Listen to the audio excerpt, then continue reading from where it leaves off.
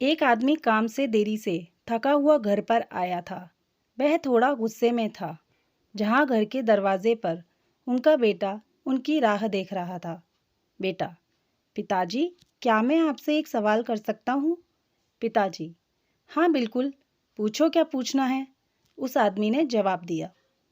बेटा, पिताजी, 1 घंटे में आप कितने कमाते हो?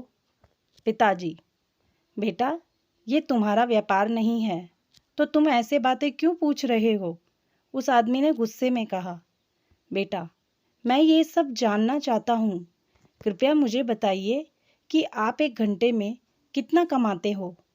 पिताजी, अगर तुम्हें जानना ही है तो सुनो, मैं 1 घंटे में 100 रुपये कमाता हूँ।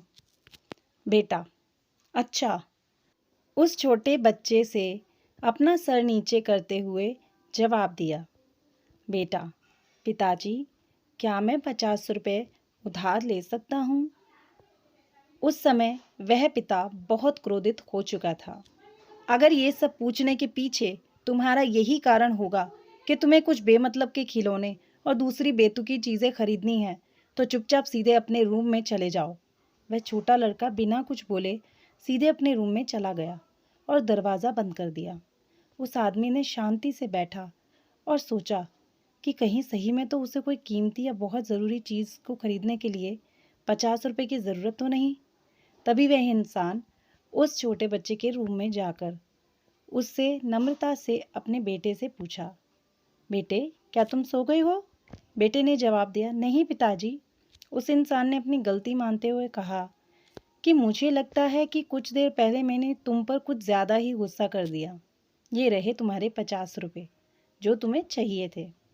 तभी वह छोटा बच्चा मुस्कुराया और कहा, धन्यवाद पिताजी। वह बहुत खुश था। तभी वह अपने तकिए के पास गया जिसमें पहले से ही उसके पैसे रखे हुए थे।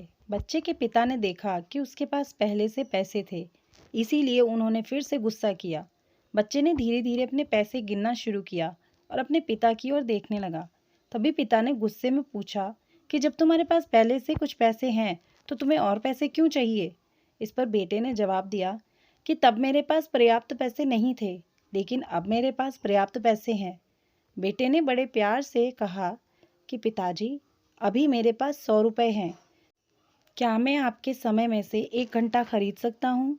कृपया कल 1 घंटा जल्दी कराना, मुझे आपके साथ खाना खाना है। ये सुनते ही पिताजी सुन्न पड़ गए थे। उन्होंने तुरंत अपने बेटे को गले लगाया और अपनी गलतियों के लिए उससे माफ़ी मांगी। हमें जीवन में यही बताया जाता है कि जीवन में कठिन परिश्रम करना चाहिए और हम जीवन में यही करते चले जाते हैं।